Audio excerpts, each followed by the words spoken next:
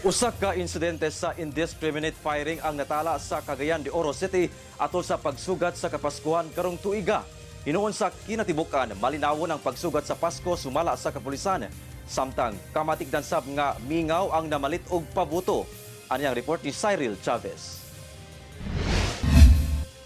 Gibutyag karon sa Cagayan de Oro City Police Office nga nakatalawg usa ka kaso sa indiscriminate firing ang syudad atol sa pagsugat sa Pasko karong tuiga. Natala kini sa Bulwa Police Station kung asa nakadawat og impormasyon ang kapulisan gikan sa nagpakabanang residente duol sa nahitabuan.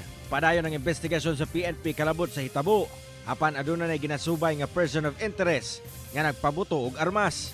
Wala tayo reported nga mga injuries or nahimong biktima sa pagpabuto or sa buto nga nahitabo kagabi sa muni nga atong gisuta gyud nga naay mga ugaling na ay mga balita or report or na insidente sa ilang tagsa ka mga lugar, report gyud sila immediately sa ilang nearest na police station. Gawa sa mga insidente sa pagpabuto og armas, walay natalang mga nasamdan sa pabuto o naigo sa saag nga bala sumala sa kapulisan. Busa gikonsidera kini sa PNP nga generally peaceful ang pagsugat sa Pasko.